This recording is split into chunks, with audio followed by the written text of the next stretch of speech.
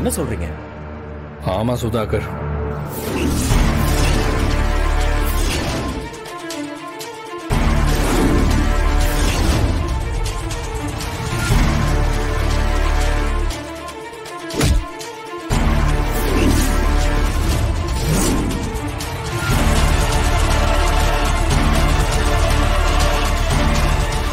அது கூட பரவாயில்ல.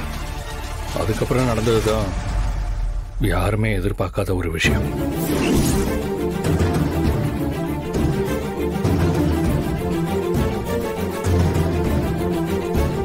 குழந்தை இறந்து போயிட்டா.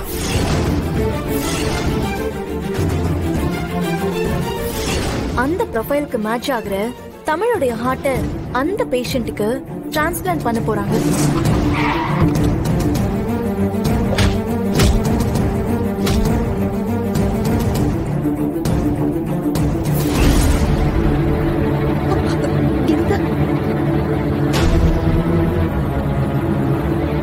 என்னங்க சொல்றீங்க?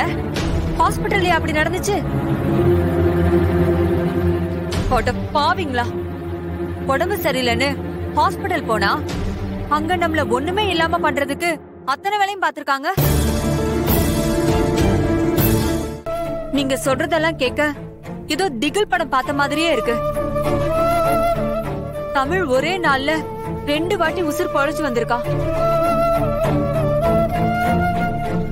நல்ல வேலை, கரெக்டா உங்க கூட ஆதி இருந்ததுனால இந்த பிரச்சனையில இருந்து காப்பாத்தி கூட்டிட்டு வந்திருக்காரு. இல்லன்னா என்ன நடந்திருக்கும் நினைச்சு பார்க்கவே பயமா இருக்கு. கொலகார பாவிங்க, எங்களுக்கு நேரமே சரியில்லை. காலையில இங்க இருந்து கிளம்பி போறப்பவே தமிழுக்கு காலில் அடிபட்டுச்சு. அப்பவே சுதாரிச்சிருக்கணும். பெரியவங்க அபசகுனம்னு சொல்றதெல்லாம் தப்பு நடந்துருங்கிற அர்த்தத்துல இல்ல. ஏதோ நடக்க போகுது, பத்திரமா இருங்கன்னு சொல்றதுக்கு தான் அப்படி சொல்றாங்க. ஆனா இந்த காலத்துல யாரும் கேட்க மாட்டேங்கிறாங்க.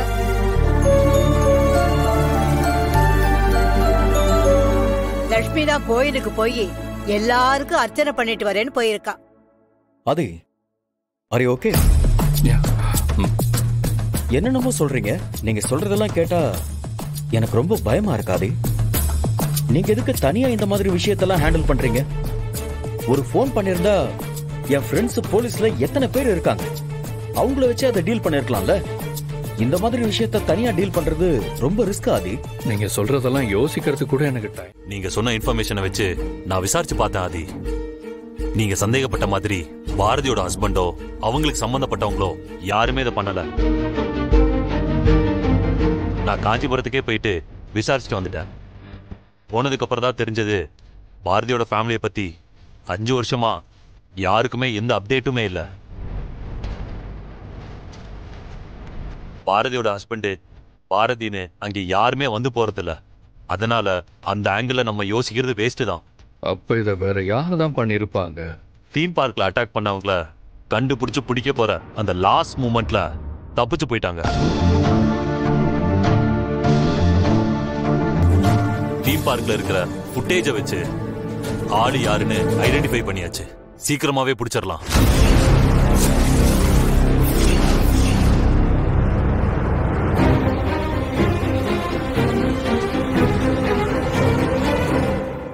ஆதி, இவங்க யாரு? சாரி, டென்ஷன்ல நான் யாரும் கூட சொல்ல மறந்துட்டேன். மித்ரா தான் என்னோட ஃபியான்சி. இவனை நீங்க யாரும் பார்த்திருக்க மாட்டீங்க. என் friend Santosh, police commissioner. Thank you.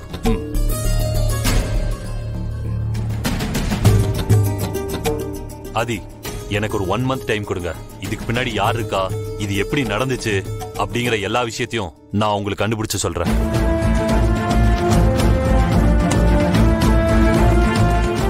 Bharathi, உங்களுக்கு ஏதாவது சொல்லணுமா? இல்ல ஆதி, நீங்க சொன்னதே போதும். ஓகே ஆதி, அப்ப நான் கிளம்புறேன். சரி, ஓகே ஓகே, பாய்.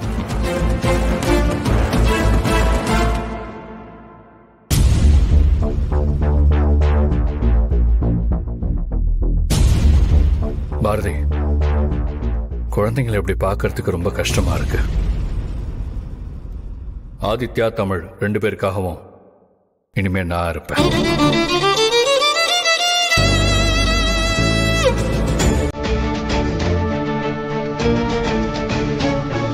நான் அவங்களுக்காக மாறுவேனா இல்ல அவங்க எனக்காக மாறுவாங்களா, இது எதுவுமே எனக்கு தெரியாது. ஆனா அவங்க 2 பேருக்கும் ஏதாவது பிரச்சனைனா என்னால தாங்க முடியாது. அதுக்கு என்ன காரணம்னு எனக்கு தெரியல பாரதி. தெரிஞ்சோ தெரியாமலோ நான் ஆதித்யாவுக்கு அப்பாவா நடிக்க ஆரம்பிச்ச மொமெண்ட்ல இருந்து தான் இது ஸ்டார்ட் ஆயிருக்கு.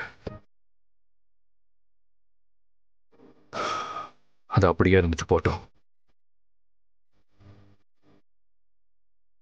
நான் இனிமே அவங்களுக்கு அப்பா தான்.